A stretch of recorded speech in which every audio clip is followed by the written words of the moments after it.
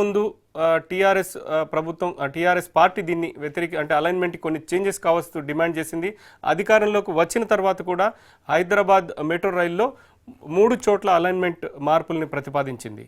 మొత్తంగా హైదరాబాద్ మెట్రోను చూసుకుంటే ముందుగా ప్రతిపాదించిన దాని ప్రకారం 72 కిలోమీటర్లలో 3 కారిడార్లో హైదరాబాద్ మెట్రో రైల్ ప్రాజెక్ట్ని ప్రతిపాదించారు.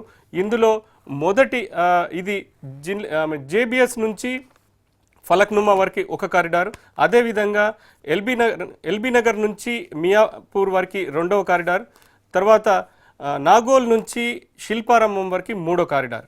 ఈ 3వ కారిడార్కి సంబంధించిన మొదటగా అందుబాటులోకి వచ్చే ఈ 3వ కారిడార్ విషయంలో ఎలాంటి ఇబ్బందులు లేకున్నా మిగతా 2 కారిడార్లో 3 చోట్ల అలైన్మెంట్ మారుస్తున్నారు.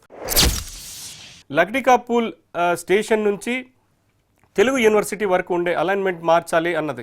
అంటే ఇందులో అసెంబ్లీ భవనము, అదేవిధంగా అమరవీరుల స్తూపము, తెలుగు మ్యూజియం, ఈ మూడింటిని అంటే స్టేట్ మ్యూజియం ఏదైతే ఉందో ఆ మూడింటికి సంబంధించి అలైన్మెంట్లో వాటికి ఇబ్బంది రాకుండా అలైన్మెంట్ మారుస్తూ ఉన్నారు. దీంట్లో పాత అలైన్మెంట్ ఎలా ఉందో ఒకసారి చూద్దాం. పాత రూట్ ఏదైతే తెలుగు యూనివర్సిటీ నుంచి మొదలవుతుంది, అక్కడి నుంచి ఏఆర్ పెట్రోల్ పంప్ మీదుగా పోలీస్ కంట్రోల్ రూమ్ మీద నుంచి ఆల్ ఇండియా రేడియో వెళ్తుంది, అదే అసెంబ్లీకి ముందు నుంచి వెళ్తుంది. అట్లాగే అక్కడ అమరవీరుల స్తూపం పక్క నుంచి ముందుగా ప్రతిపాదించిన దాని ప్రకారం రూట్ వెళ్తుంది. అక్కడ నుంచి రవీంద్ర భారతి మీదుగా వెళ్ళి లక్డికాపూల్ స్టేషన్కి వెళ్ళాలి. ఇది పాత అలైన్మెంట్కి సంబంధించి. ఇది దాదాపు దీని పొడవు మొత్తం అంటే ఈ అలైన్మెంట్ పాత అలైన్మెంట్ ఏదైతే కొత్తగా మార్చాలనుకుంటున్నారో దాంట్లో 1.3 కిలోమీటర్స్ దూరం ఉండేది. ఈ కొత్తగా అలైన్మెంట్ మార్చింది కూడా దాదాపు 1.3 కిలోమీటర్స్ మేర కొత్త అలైన్మెంట్ మారుతుంది. ఇది ఏదైతే తెలుగు యూనివర్సిటీ నుంచి మొదలైన తర్వాత అక్కడి నుంచి ఇది పబ్లిక్ గార్డెన్స్ మధ్య రోడ్లో ఉంటే పబ్లిక్ గార్డెన్ మధ్య నుంచి వెళ్తుంది. అక్కడ నుంచి జూబ్లీ హాల్ బ్యాక్ సైడ్ నుంచి డీజీపీ క్వార్టర్స్, ఆ తర్వాత పోలీస్ క్వార్టర్స్, వీటి నుంచి వెళ్ళి లక్డికాపూల్ స్టేషన్ ఏదైతే మొదటిగా ప్రతిపాదించారో ఆ లక్డికాపూల్ స్టేషన్కి ఈ మార్గం కొత్త అలైన్మెంట్ మారుతుంది. ఇక్కడ కూడా అంటే ఇది ఈ లైన్ కూడా అంటే మార్చిన అలైన్మెంట్ కూడా దాదాపు 1.3 కిలోమీటర్స్ ఉంటుందని ప్రతిపాదించారు. దీంట్లో అంటే గతంతో పోల్చుకుంటే ఒక పాజిటివ్ అంశం ఏంటంటే చారిత్రాత్మకమైన అసెంబ్లీ భవనం, అలాగే తెలంగాణ సాధన కోసం 60 సంవత్సరాలుగా పాటుపడుతున్న వాళ్ళ కోసం నిర్మించిన తెలంగాణ అమరుల వీరుల స్తూపం పక్క నుంచి దాని నుంచి పైనుంచి వెళ్ళకూడదని చెప్పి కేసీఆర్ ప్రతిపాదించారు. దాంతోపాటు ఒక మాన్యుమెంట్ అయిన హైదరాబాద్కి ఉన్నది ఇది ఒక మ్యూజియం, స్టేట్ మ్యూజియం ఉందో దానికి కూడా ఎలాంటి ఇబ్బంది ఉండదు అన్నది ఇందులో ఉంది. అంటే నష్టం జరుగుతున్న ఇక్కడ ఏంటంటే ఏదైతే పోలీస్ క్వార్టర్స్ నుంచి వెళ్తుందో అక్కడ ఉన్న 19 పోలీస్ క్వార్టర్స్ని ఇవాళ ధ్వంసం చేయాల్సి వస్తుంది. ఈ మార్గంలోకి సంబంధించి స్టేషన్స్ కూడా పెద్దగా లక్డికాపూల్ నుంచి మొదలు పెడితే తర్వాత నెక్స్ట్ స్టేషన్ వచ్చి తెలుగు యూనివర్సిటీ ఉంటుంది. మధ్యలో కొత్త అంటే గతంలో ప్రతిపాదించిన ఏ స్టేషన్ లేదు, ఇప్పుడు కొత్తగా కూడా ఆ మార్గంలో ఏది ప్రతిపాదించలేదు. ఇక 2వ అలైన్మెంట్ విషయానికి వస్తే అది మేజర్గా 2-3 అలైన్మెంట్ చేంజ్లు వచ్చింది. ప్రధానంగా ఏంటంటే ఫలక్నుమా నుంచి మొదలుపెట్టి జేబీఎస్కి వచ్చే కారిడార్లో 2 అలైన్మెంట్ మార్పులు ఇందులో ఉన్నాయి. అవేంటో ఒకసారి చూద్దాం. 2వ కారిడార్ అయిన ఫలక్నుమా జేబీఎస్ మధ్యలో 2 అలైన్మెంట్లు ఇందాక చెప్పుకున్నట్టుగానే 2 అలైన్మెంట్ చేంజెస్ ఉన్నాయి. మొదటిది ఏంటంటే గతంలో అధికారంలోకి రాకముందు టీఆర్ఎస్ అధినేతగా కేసీఆర్ సుల్తాన్ బజార్ దగ్గర వెళ్ళి అలైన్మెంట్ మార్పు చేయాలంటూ ఆయన ఏకంగా అక్కడ ఉన్న వ్యాపారులతో కలిసి ఆయన ధర్నాకు దిగారు. దాన్ని మొదటి నుంచి వ్యతిరేకిస్తున్నారు. అధికారంలోకి వచ్చిన తర్వాత కూడా సుల్తాన్ బజార్లో అలైన్మెంట్ మార్పుకు ఆయన ప్రతిపాదించారు. ఇక్కడ ఏంటంటే సుల్తాన్ బజార్కు సంబంధించి దాదాపు 73 ప్రైవేట్ ప్రాపర్టీస్ అనేవి ఇక్కడ నష్టపోతున్నాయి కాబట్టి అలైన్మెంట్ చేంజ్ని ప్రతిపాదిస్తున్నట్టు ఆయన చెప్పారు. అంటే ఈ మొత్తంగా అలైన్మెంట్ విషయంలో మార్పులు ఏమున్నాయన్నది ఒకసారి చూసే ముందు ఒకసారి పాత రూట్ ఎలా ఉందో చూద్దాం. ఎంజేబీఎస్ నుంచి మొదలయ్యేది, తర్వాత రంగ్ మహల్ సెంటర్ నుంచి ఉస్మానియా మెడికల్ కాలేజ్ ముందు వైపు నుంచి ఆంధ్రా బ్యాంక్ ఏదైతే ఉందో మాన్యుమెంట్ మొదటి నుంచి అనుకున్న ఆంధ్రా బ్యాంక్ అక్కడ కార్నర్ మీద కోటికి సుల్తాన్ బజార్కి మధ్యలో ఏదైనా కనబడే ఆంధ్రా బ్యాంక్ ముందు నుంచి సుల్తాన్ బజార్ మీదుగా బాటా జంక్షన్, అదేవిధంగా కాచిగూడ క్రాస్ రోడ్స్కి వెళ్ళాలి. ఇది దాదాపు 1.7 కిలోమీటర్ల మేర గతంలో ప్రతిపాదించిన విధంగా ఉండింది. ఇప్పుడు అదే కాకుండా ఏదైతే కొత్తగా ఈ అలైన్మెంట్కి సంబంధించిన ప్రతిపాదన చేశారో అది కూడా ఎలా ఉందో ఒకసారి చూద్దాం. మొత్తంగా కొత్తగా ప్రతిపాదించిన దీంట్లో ఎంజీబీఎస్ నుంచి మొదలు పెడితే రతంగ్ మాల్ సెంటర్ వరకు ఎలాంటి మార్పు లేదు, గతంలో కూడా ఇప్పుడు కూడా. దాన్ని గతంలో ఉస్మానియా మెడికల్ కాలేజ్ ముందు నుంచి వెళ్ళేది, ఇప్పుడు కొత్త రూట్ ఉస్మానియా మెడికల్ కాలేజ్ నుంచి వెళ్తుంది.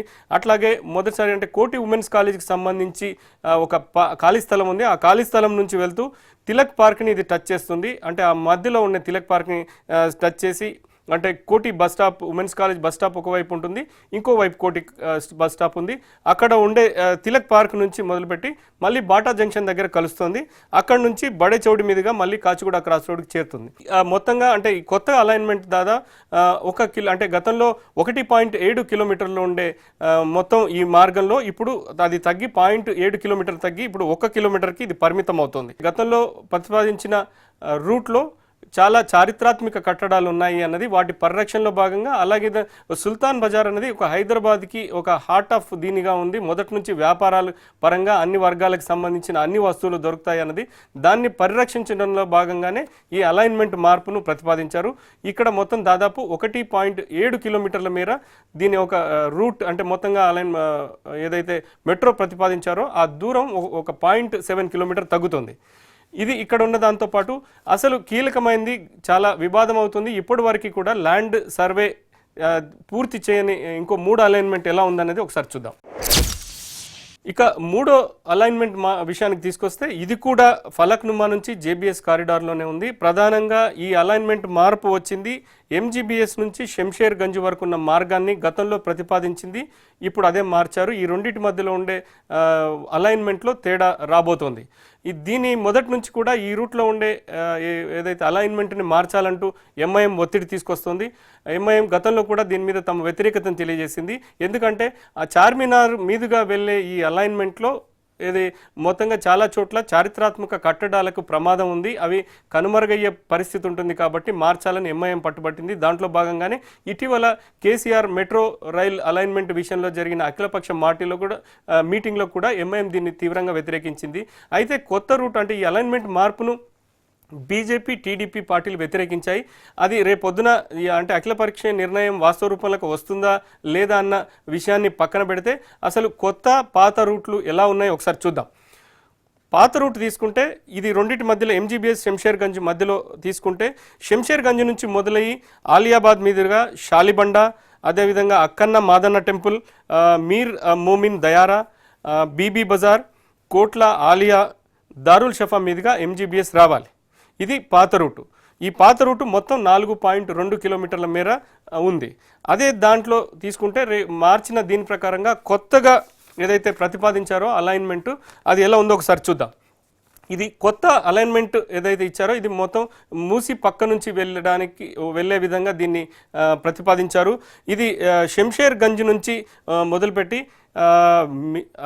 మిస్రీగంజ్ దగ్గర డైవర్స్ తీసుకుంటుంది. మిస్రీగంజ్ నుంచి జూ పార్క్, కిషన్ బాగ్, తర్వాత మూసీకి నది పక్కకు వచ్చిన తర్వాత ఒకవైపు జియాగూడ, మరోవైపు పురాణా ఫూల్ దగ్గర నుంచి వెళ్తుంది. అదేవిధంగా ఒకవైపు బేగం బజార్, ఇంకోవైపు హైకోర్టు ఉన్న ప్రాంతం నుంచి మూసీ మీదుగా వెళ్ళి ఎంజీబీఎస్లో కలుస్తుంది.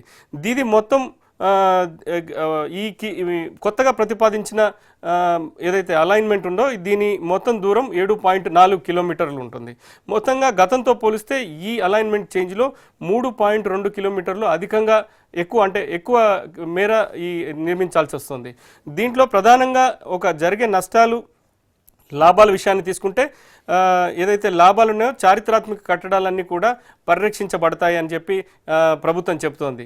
ఇక వేరే అంటే దీంట్లో విషయంలో ఈ ప్రతిపాదన అలైన్మెంట్ చేస్తే దాదాపు కొన్ని స్టేషన్లు ఒక 3 కొత్త స్టేషన్లు నిర్మించాల్సి వస్తుంది. గతంలో చార్మినార్, షాలిబండ, శంషేర్ గంజ్ 3 చోట్ల ఈ స్టేషన్లు ప్రతిపాదించారు. ఈ 3 స్టేషన్లు అక్కడ ఆ ప్రాంతాల్లో ఉండకుండా కొత్త చోటికి తరలించాల్సి వస్తుంది. కొత్తగా ప్రతిపాదించిన మార్గంలో 5 స్టేషన్లు రాబోతున్నాయి. అది ఒకటి కాలాపత్తర్, మిశ్రాగంజ్, జూ పార్క్, బహదూర్పురా, అదేవిధంగా ముస్లిం గంజ్ పూల్. ఈ కొత్త 5 స్టేషన్లు నిర్మించాల్సి వస్తుంది. అంటే అదనంగా మరో కొత్త 3 స్టేషన్లు అందుబాటులోకి రాబోతున్నాయి. ఇంకొక కీలకమైన అంశం ఏంటంటే పాత బస్తీకి సంబంధించిన చాలామంది చార్మినార్, అదేవిధంగా ఇతరత్ర ప్రాంతాల్లో ఉండే గతంలో ప్రతిపాదించిన చాలా వీటిలలో హుసేన్ ఆలం, తర్వాత ఉస్మానియా హాస్పిటల్, జియాగూడ, కార్వాన్, హైకోర్టు ఈ ప్రాంతంలో అక్కడ ఉండే అటువైపు ఉండే ప్రజలందరికీ కూడా ఖచ్చితంగా మెట్రో రైలుకి రావాలంటే మళ్ళీ బస్సులను ఆశ్రయించాల్సి వస్తుంది. బస్సుల ద్వారా వచ్చి అక్కడ నుంచి మిగతా ప్రాంతాలు మెట్రో ద్వారా కనెక్ట్ అయ్యే అవకాశం ఉంది. ఇది మొత్తంగా అలైన్మెంట్ విషయానికి తీసుకుంటే ఈ మొత్తం 3 అలైన్మెంట్ల కారణంగా ఇప్పటి వరకు అంటే మెట్రో మొత్తం 2017కు ఏదైతే అందుబాటులోకి వస్తుందని చెప్పి హైదరాబాద్ మెట్రో రైలు ప్రతిపాదించిందో దీంట్లో ఆలస్యం అయ్యే అవకాశం ఉంది. రెండవది కాస్ట్ విషయానికి వస్తే ప్రాజెక్టు 17,000 కోట్ల సుమారు 17,000 కోట్ల రూపాయలతో మొదలుపెట్టిన దీంట్లో దాదాపు ఈ అలైన్మెంట్ చేంజెస్ వల్ల 3,500 కోట్ల రూపాయలు అదనపు భారం పడే అవకాశం ఉంది. దీన్ని అలైన్మెంట్ చేంజ్ ద్వారా ప్రభుత్వం భరిస్తుందా లేకుంటే ఎల్ఎన్టీ ప్రభుత్వం 2 భరిస్తాయా అన్నది ఇప్పటివరకు మనకి క్లారిటీ లేదు. ఇంకొక విషయం ఈ ప్రతిపాదనలకు సంబంధించి తీసుకుంటే దాదాపు 2019 నాటికి అందుబాటులోకి వచ్చే అవకాశం ఉంది. మూడో విషయం ఏంటంటే ఇప్పటి వరకు కూడా ఏదైతే 3 అలైన్మెంట్ విషయం ఇందాక మనం మాట్లాడామో ఇది శంషేర్గంజ్ నుంచి ఎంజీబీఎస్ వరకు అలైన్మెంట్ ఆ మార్గంలో ఇప్పుడు అంటే అక్కడ నుంచి భూసేకరణ అనేది గతంలో పాత బస్తీ చాలా చోట్ల వ్యతిరేకత జరిగింది. దీనికి సంబంధించి ఒకవేళ అంటే సర్వే మార్గం ఎలా ఉంటుందని సర్వే చేశారు కానీ సాయిల్ టెస్టింగ్ మాత్రం ఇప్పటివరకు జరగలేదు. ఈ కొత్త మార్గంలో ఏదైతే ప్రతిపాదించిన మార్గం ఉందో ఇక్కడ సాయిల్ టెస్టింగ్ కానీ లేకుంటే ల్యాండ్ అక్విజిషన్ కానీ ప్రాజెక్టు సంబంధించి భూసేకరణ అనేది ఎలాంటి ఇబ్బంది పోదు కాబట్టి తొందరగా ఈ ప్రాంతంలో అందుబాటులోకి వచ్చే అవకాశం ఉంది. ఒకవేళ చిత్తశుద్ధితో ఎల్ఎన్టీ అలా విధంగా హైదరాబాద్ మెట్రో రాష్ట్ర ప్రభుత్వం 3 కలిసి పనిచేసినట్టయితే ఇంతకుముందు అనుకున్నట్టుగా 2 సంవత్సరాలు కాకపోయినా కనీసం సంవత్సరంన్నర లోపు అంటే 2017 అనుకుంటే 2019 కంటే ముందే ఈ ప్రాజెక్ట్ అందుబాటులోకి వచ్చే అవకాశం ఉంది. ఇది మొత్తంగా హైదరాబాద్ మెట్రో రైలు 3 చోట్ల సంబంధించిన అలైన్మెంట్ మార్పులు, దానివల్ల వచ్చే ఏవైతే లాభాలు ఎంత ఉన్నాయో నష్టాలు ఎంత ఉన్నాయో